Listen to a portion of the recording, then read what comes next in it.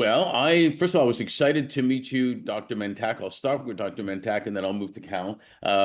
When we were in, I guess, beautiful Palm Springs, Palm Beach, Florida, where I used to live in South Florida, and it was great to meet you and hear all the wonderful stuff you're doing. So I'm especially excited about sharing that with our audience and seeing what you've done and having the vision that you've had in everything, which everybody will find out while I'm trying to be cute with some of the terms here, but we're talking about. But welcome. Thank you. Thank you. It's good to be here and it's good to see you again. Yeah, thanks so much. Always best place to start is if you could just briefly introduce yourself. And I have to always be more specific with guys because the first thing guys do is they go to what they're doing in work. What I really want to know first is who are you? Like where are you from originally? Where are you now? What about your family? Maybe there's something you've never told anybody you wanted to reveal to the world now. We always love I that. didn't know it was that kind of podcast. It's not, but you got to have diversity in what you're Yeah, doing. no, I Um, but understand. tell us about you. Yeah. So I was born in Morocco. Just absolutely wonderful place, wonderful people with a lot of ethnic groups living in harmony, a lot of religions. I grew up with Jewish people, Christians, and that kind of shaped most of the things that I've done personally and professionally. This sense of harmony with people that are different from you, whether it's religion or whether it's ethnic groups or anything else. So Morocco is, to me, I mean, I've been to so many places, and every time I go to Morocco, I'm a little biased, of course. There's this sense of, we're here to do the best we can, and we can fight a little bit, we can do this and that, but at the end of the day, we're all humans, and human experiences are extremely important. So that deeply moves me every time when we do these missions, and I'll talk about that in a minute. And you meet people who you're never gonna see again, and you just have that simple contact with them that I think is so incredibly simple and so incredibly human. So growing up in Morocco, that was my experience. Wonderful family. I'm the youngest of eight Oh, kids. the Uh, youngest of eight. I am the youngest of eight, so you can imagine the torture that I went through with older brothers. No, they're wonderful people, but Oh, there was a couple fights, I'm sure, along the way. oh, absolutely, absolutely.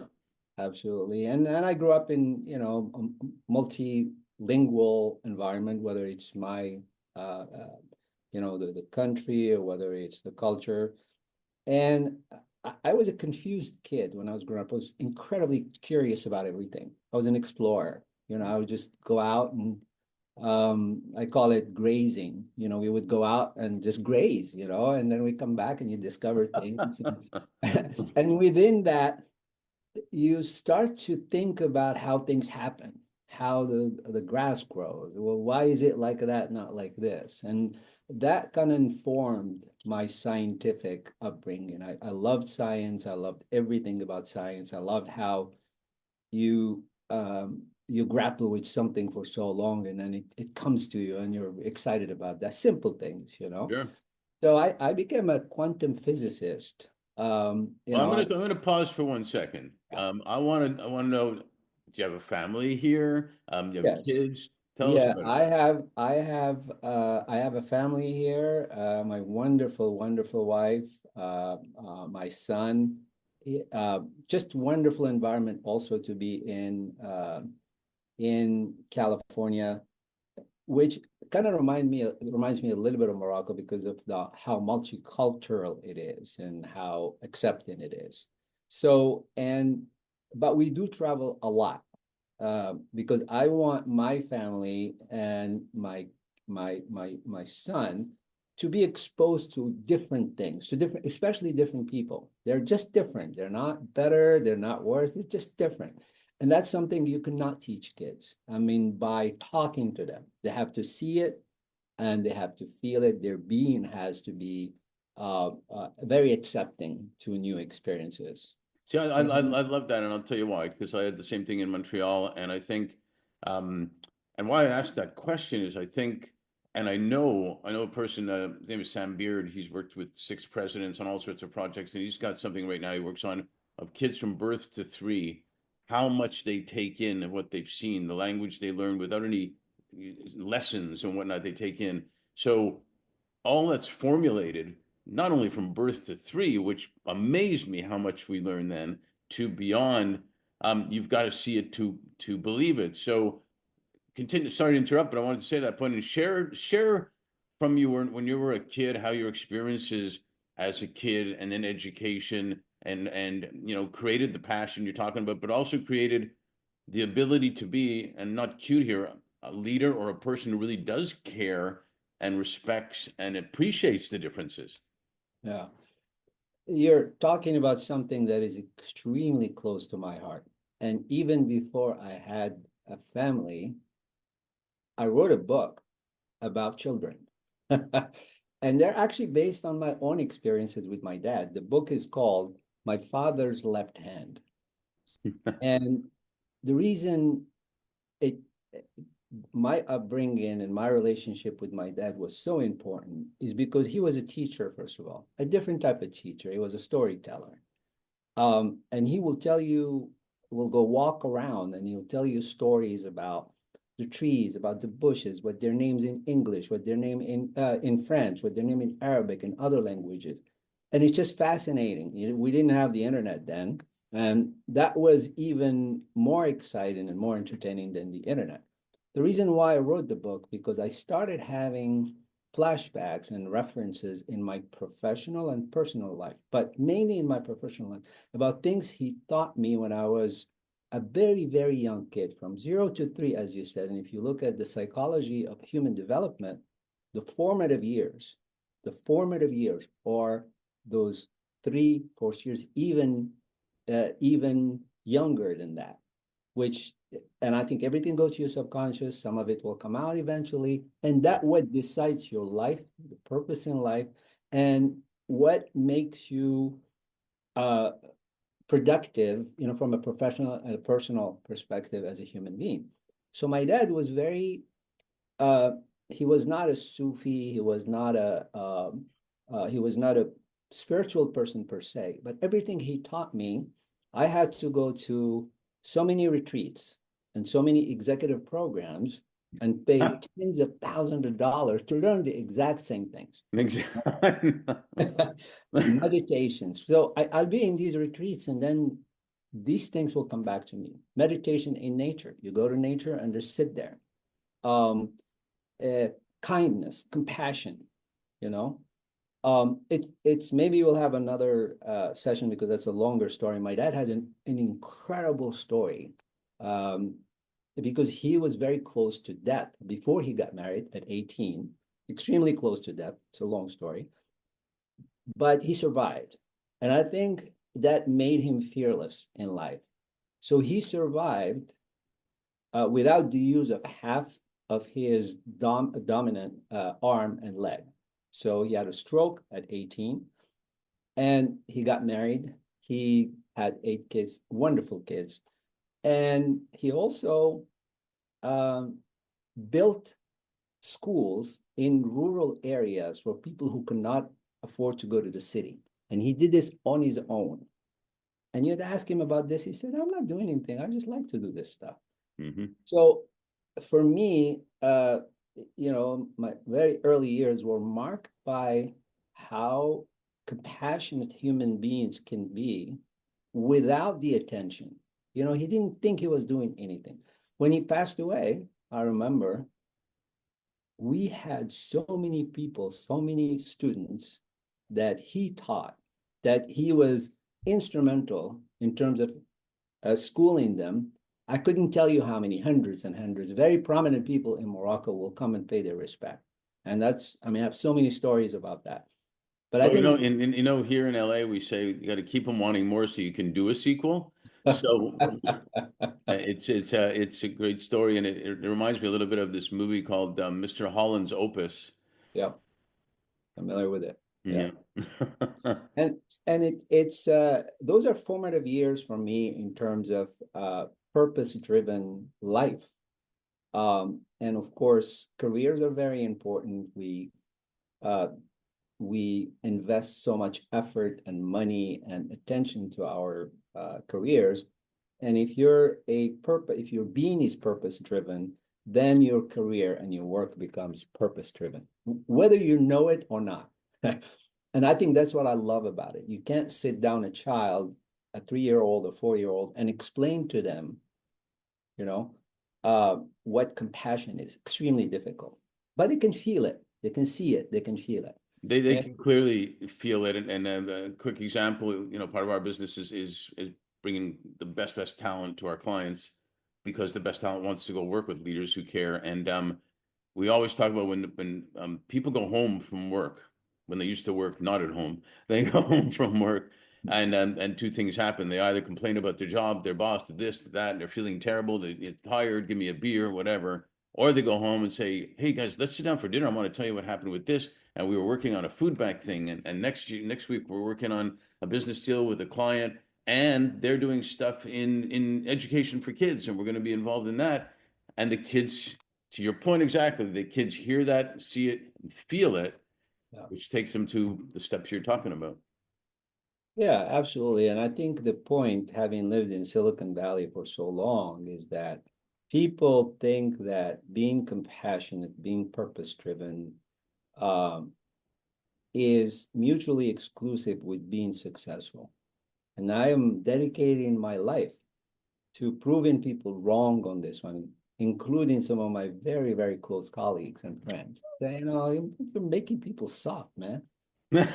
Well, Yeah, we're gonna maybe. put we're gonna be make you the poster child because that is the whole essence of how Leadership Care started was you can do better in your business and your organizations and Absolutely. everything else if you do care. And we even changed the term soft skills to high skills, HI, high skills, which is human intelligence skills, more than soft. So you're right on the money.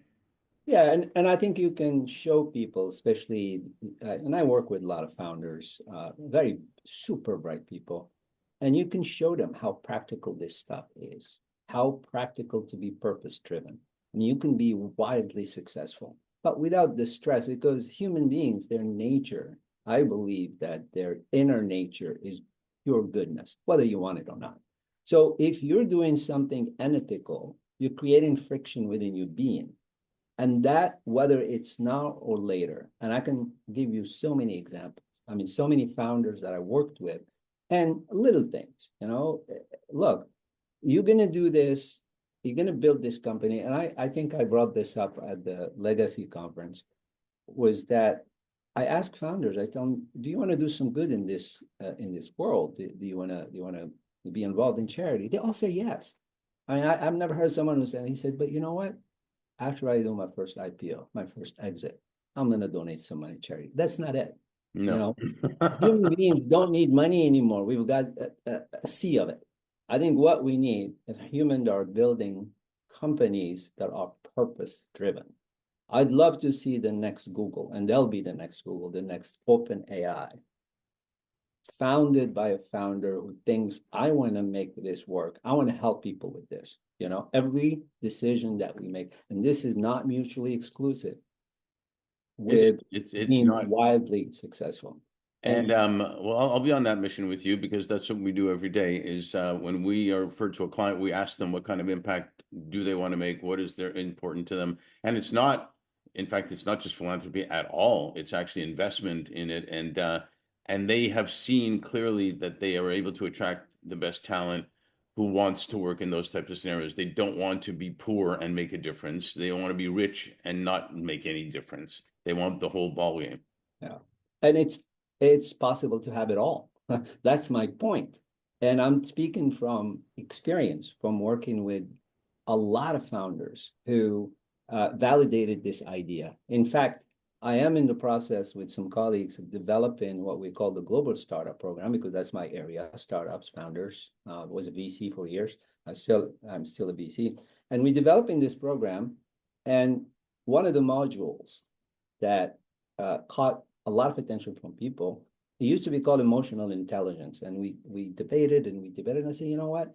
I want to have something more encompassing. I want to call it spiritual intelligence because that encompasses emotional intelligence, but it also encompasses the human side of things. How can you be so practical? How can you never burn out? It's simple. You can work 20 hours a day. I used to work 20 hours a day. My wife gets on my case, but it's possible. These things are possible if you're meditating, if you're in touch with this incredible reservoir of goodness, I call it. And again, I am going to catch a lot of heat for this, but I'm saying it anyway. For my friends, they're going to say, what are you talking about? You want your CEO to be stressed out. You want the OCD type. I don't want to work with OCD. I don't want to work with stressed out. And it's not about making their life better. Their life will be better as a side effect of 100%. learning how to deal with people, how to run a business, how to be compassionate with their employees. You can fire someone, but there are like 5,000 ways to do it. And you can be when I can tell you my own experience.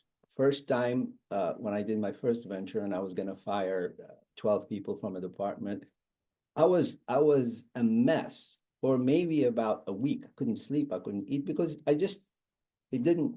But now I can do it, and not because I'm cruel, because I know they'll find a better opportunity. It's not good for the shareholders to do it. And you're okay with it. There's no friction. So this is just one example of, I think, the skills that are getting lost because there are idols now in Silicon Valley that are teaching people how to be cruel, how to be completely inhuman in business. And Yeah. I refuse to believe that. Well, welcome to Leaders Who Care. And any way I can help you on that, I'm more than happy to Appreciate because it. we have another expression that's come up that's clear is kind. And the clearer you are with people and anything from their responsibilities to being let go to whatever is the kindest thing you can do because if they're not being successful at that job, it's not going to work out anyway. So you're hopefully putting them on the right path. I had a CEO tell me about a year ago that he was having the best time and best effectiveness being a CEO because he can now be emotional. He can be vulnerable and doesn't have to pretend that he knows everything. And he Right. learned how to trust his people and they're flourishing because they're trusted and they know that he believes in them as to what they can do, which is same thing in sports with a coach or anything. And I love that. I really, really love that. I mean, my professor, Dr. Eugene Goldberg from University of Florida, may he rest in peace. Incredible scientist, incredible. So he used to tell me this all the time. He said, as a leader, loyalty, you're going to earn loyalty. People are going to love you because they respect you as a person. So you don't have to be looking behind your back and kind of be careful what would this person do, because then we're humans, we're civilized humans, and we make mistakes, we screw up most of the time, but at the base of it all is basic goodness. You can call it whatever you want, the universe and whatever. And I think that's something that been lost because of how competitive the environment has gotten the business. And you can be competitive and be compassionate. And that's what we're trying to show people, say, from with practical stuff. This is, practical stuff, because I think the new generation does not respond to anything other than show me the money. How can I do this? Show me how practical this is, how it's going to help me in my startup. And that's what I'm dedicating my life, beside all the other things that I'm doing. This is my calling. I want to help few people. I've helped few people in my immediate entourage and my immediate circle because they were in my portfolio companies. But I want to help other people. If you can make someone's life a better, and while they're building a company and they don't feel too much stress, they feel that they're that they're not getting burned out and all of that. I think that will help humanity in general. Yeah, 100%. And young people especially, they're looking for experiences, period. And whether it's at work or play or whatnot, that's what they're looking for, and that's what they value. And so that's number one that they're looking at. I always competition and compassion absolutely come together. And I compare into a sports league. If each team in the league wants to win and they'll do everything within the rules to win. And if they win the championship, but the value of the league sucks, their championship isn't very valuable. The league has to be valuable for the championship to be valuable, which means each team has to be really, successful too. And I remember interviewing an executive in a major professional sport saying, every year we look to every year our goal is to win the championship, but we're not naive. It's hard to win the championship every year. Our mandate is to have a winning season and being competitive in our league, basically, and that makes us all better. So right on the money, what you're talking about, and people, and this comes from Blue Zones. The thing that fills people's hearts and souls clearly more than anything is belonging on a team or with people and stuff like that. And so you're right on the money. How did you we've brought like young people into the Leaders Who Care series, like from 8 to 18. And I have to introduce you to an 11-year-old who's writing her fifth book on meditation and well-being and mindfulness right now at 11. And another gal, she's from Liberia and Sarama. She was bullied a lot, and she started researching how everybody has melanin in their body. We're all human beings. So she started a skincare company at 12 and told me this. She said, Mark, I want every kid to feel empowered in their own skin. And so the future's bright with some young people, if people like you and we do this type of thing. But tell me, from your education, you studied material sciences, engineering, how did that evolve for you? What were key moments, decisions that led you to move towards where you are now, being interested in impact investing and just this whole mindset of, if you will, leaders who care, do better?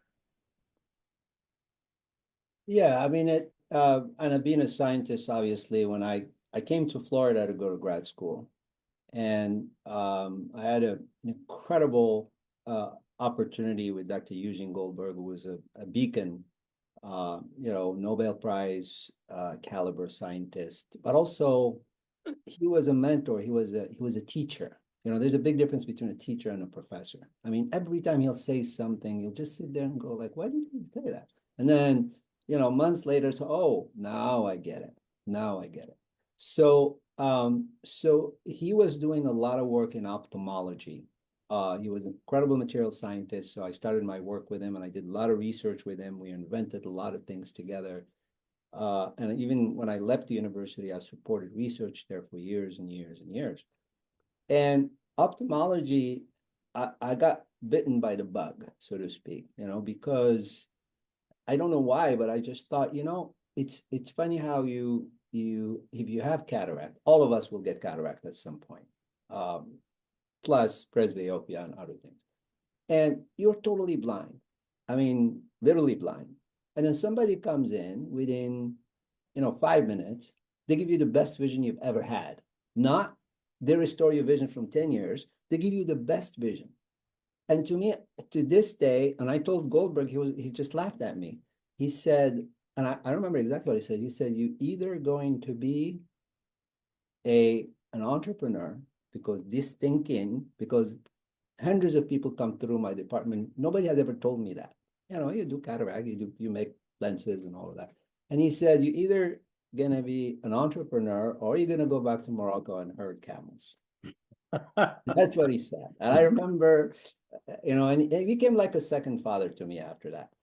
But ophthalmology for me was one of these things that little by little I started to discover that I can use my talent as a scientist. I can use my talent as an entrepreneur to help people ultimately. It didn't look like that when I first started. In my 20s, I started my first company in my 20s. And when I started my first companies, I just thought about it this way. I remember the industry had a huge problem at the time. And it was all the lenses that were used will develop a optical artifacts, or we call them glistening. So the vision will deteriorate over time. So I thought, with all the science that we have, all the chemistry and all that, nobody is able to, to solve this issue. And these people, they'll say, well, I can still see. It's okay. And that wasn't acceptable to me.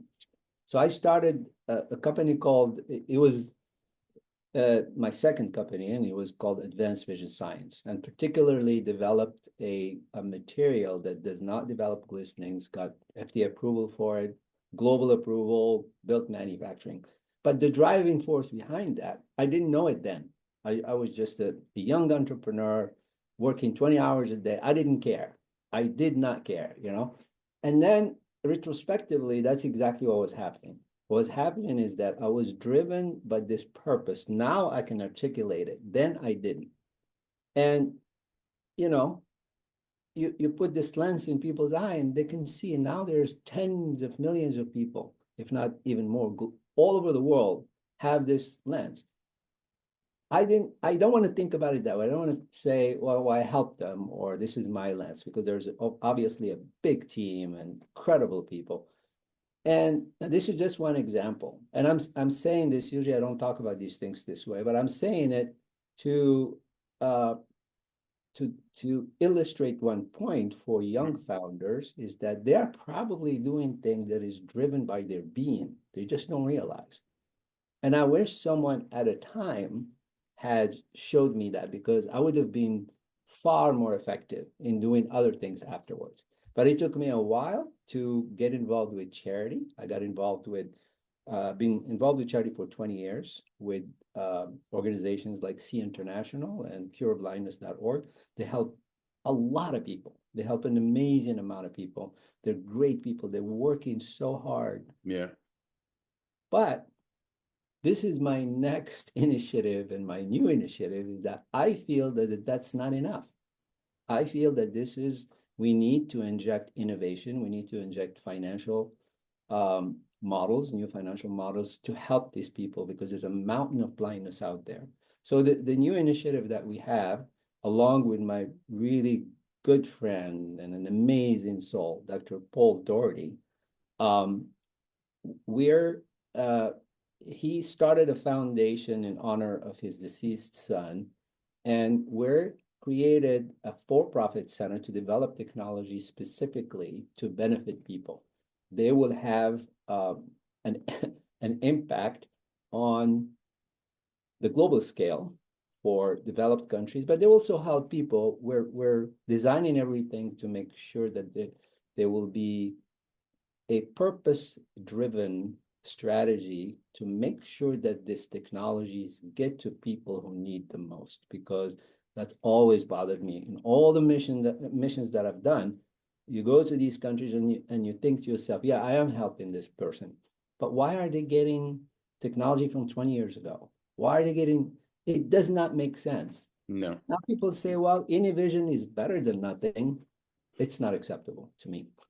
So I'm going to do, maybe I'm not going to succeed, but for the rest of my life, that's what I'm going to be doing, is creating new financial models, for-profit centers to fuel this initiative of helping people see better and have a better life. The great thing about what you're saying there is, I think, yeah, people are predominantly sincere about trying to help. However, I had one of the senior executives of SAP president, and and said that we're looking to invest and make a difference so that what we do is enduring, not just sustainable, but enduring and worthy of being endured. And it actually was a better return on investment and less cost to really do the job well, rather than ship over all this old equipment you're talking about and training them on it, and it's working, it's not working, whatever type of deal, for the long run.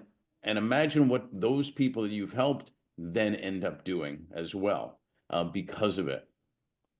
Yeah, it is what we call a propagating light. Hmm. So you help one person, that person, whether they want it or not, they're going to help other people. They were blind and they were a burden on their family. Now they can, even if they stay with the grandchildren while the parents go work, that's already a huge service to the community and to the economy. And Hmm. we've measured the impact of addressing blindness in different communities on the economy, on the well-being of people. We always forget about these things, the well-being of people. And I think that those are things that, again, we're working on in terms of demonstrating to people that you can invest, you can do well investing, but at the same time, you can help a lot of people. They're not mutually exclusive. In fact, the latest research that I saw of about 2,000 impact investments showed that the return is as good, if not better, than conventional investments. It's that simple. I mean, you can't argue with the numbers. And I Yeah. think it goes beyond that. I think you're injecting another dimension of flexibility into the investment, you know? And I hope that this resonates with financial people. I hope, and it's starting to resonate with people. It's like, hey, I can get a return on my money, but at the same time, I'm not only helping one person by donating $50 for cataract, I am helping someone develop a technology that is sustainable, that's going to help people in a lot of countries. And I've said that, and I'm going to repeat it. If you really love someone, show them how they can live without you. I mean, when I'm not here, when all of these great people are not here, those people still benefit from the technology and the knowledge that hopefully we can transfer to them. Well, Pat Riley, since I do a lot of sports analogies, Pat Riley said his biggest legacy, aside from his family, is his assistants, his associates, coaches, whatnot, become head coaches and do even better than he did. And I think it's the same for parents to a great degree. And you're right. You know, if the business is probably not that great a business if you have to be there all the time anyway. So, you know, it's a good way to endure. And I think the ROI clearly is shown, and I think it's even, like you said, even beyond that, because the not yet identifiable ROI is what all the other people, what the kids of those families are hearing when their parents come home, like I said before, are doing because they're inspired to become doctors. They're inspired to help other people with vision issues or whatever. It's real stuff, and it puts a mindset out there that caring is actually good to the point where it even impacts peace between people because everybody's doing stuff together. That's important. It goes a long way, and sometimes I think the intangible, not noticed ROI is maybe even bigger than the initial ROI, and you kind of intimated that in what you were saying there. So, I mean, it's brilliant. Did you? Um, Was there vision problems early in your life that just happened somehow that you got into that um area? You mean the state of my eyes? You mean that Well, your it's eyes are in the family, or just something that happened, an incident that made you interested in going Oh, that direction? absolutely, but it wasn't. We have a joke in the family because my father was a modest means. We used to say that the only inheritance we got in our family is myopia. So we're all myopes, all myopes. We wear glasses, no big deal, you know. Right. Uh, and I think that wasn't really something that pushed me. I think it was more. If it wasn't going to be ophthalmology, it would have been something else in my mind. I just landed on uh, landed with Dr. Goldberg, who taught me so much about ophthalmology, what we can do with it. And I think you can call it, I don't know, you can call it the universe trying to show me something. And that's how I took it. So it was more the basic thing for it is this scientific exploration of certain aspect of materials and things like that. And later on, business models and things like that. Well, a lot of times, even when I grew up, but even now, a lot of times the younger people are saying, I don't really know what I want to do yet. And sometimes there's pushed into, you got to go into medicine, you got to be a lawyer, you got to be an accountant and whatnot. And maybe it is a good idea to the threads of things that happen, like you said, in as a kid, or the experiences you have, people you meet, that then you have a passion for ophthalmology, or you have a passion for whatever it may be, and you do great at it because you have a passion, rather than, oh, I guess. Like I became a CPA. I really hated accounting, but I became a CPA, and it took one partner at Deloitte to say, "I know you're really good at this, but you're not loving it, are you?"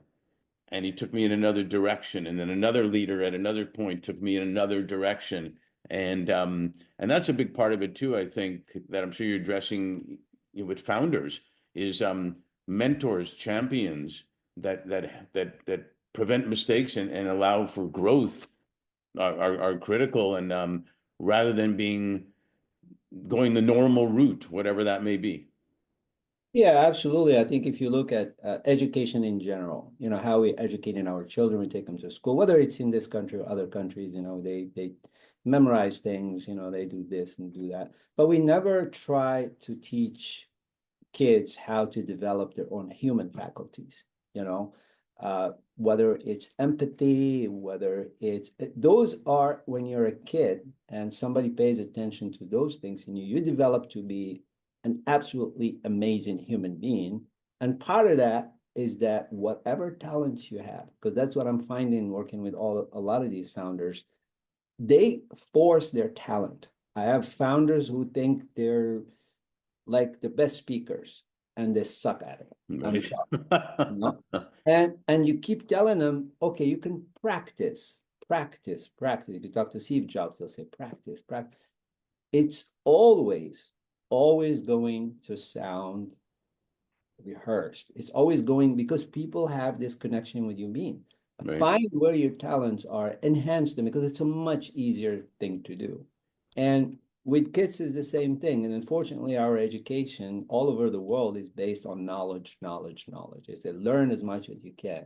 I think we never take the time to tell kids, uh, you know, let's let's just sit here and learn meditation. I talked about meditation. I think it's one of the greatest things for a human being. It makes people see things and develop a sense of being in touch with their being because that's where the treasure is.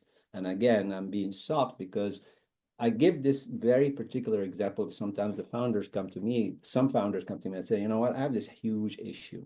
I need to resolve it. I don't know.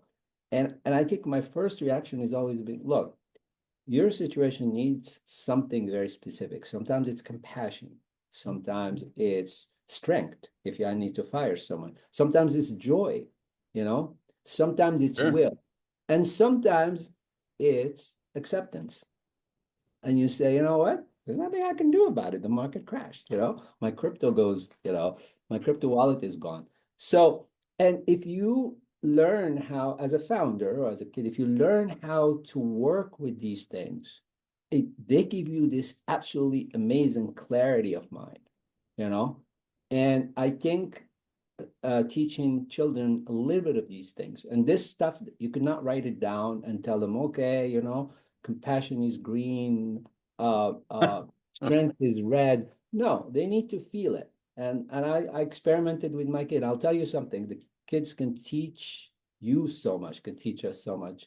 You My guy, think? oh, absolutely. And my guy, who I respect enormously, one of the greatest lights of this time, in my opinion, Faisal is his name.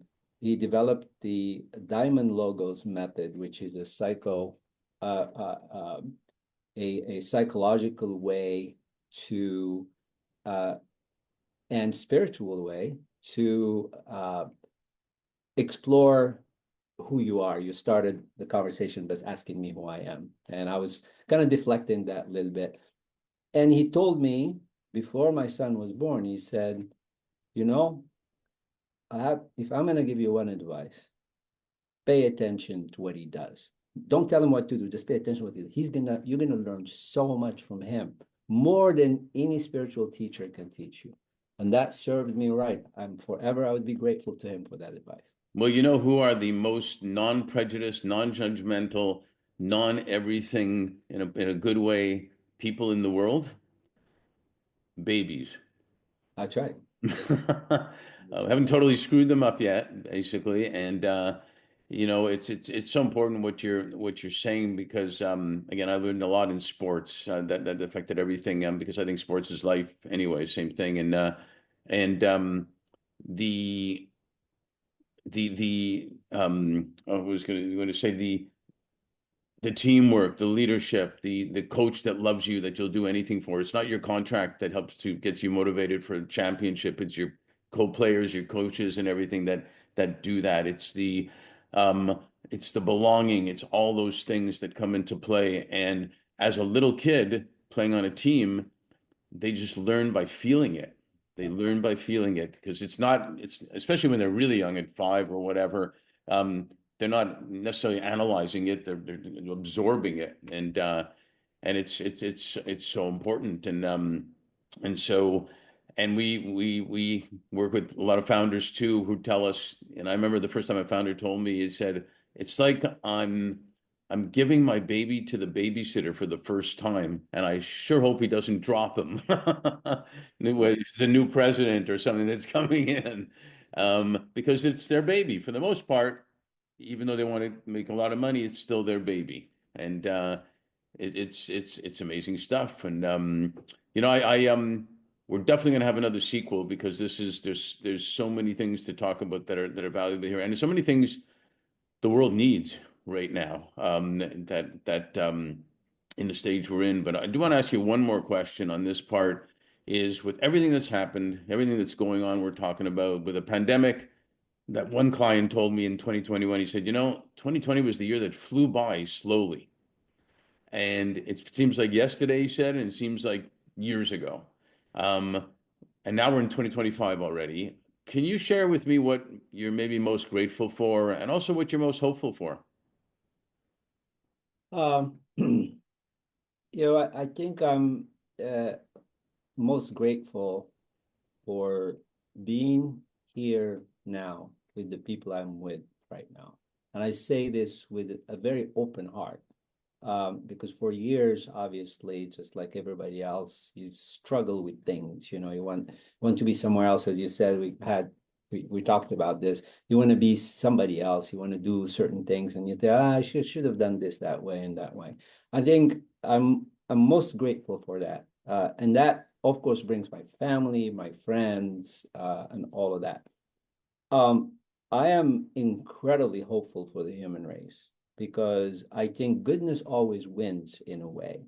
And goodness is not is not something that people see very clearly until it surrounds them and they're submerged in it and they'll look back and they go, wow, oh, that's why I'm doing the things that I'm doing.